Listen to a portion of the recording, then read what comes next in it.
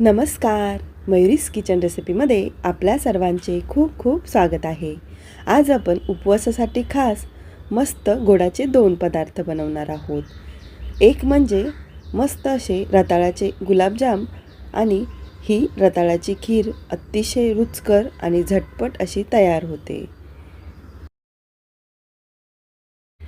आणि हे रताळ्याचे गुलाबजामसुद्धा तुम्ही पाहू शकता किती रसरशीत असे तयार झालेले आहेत.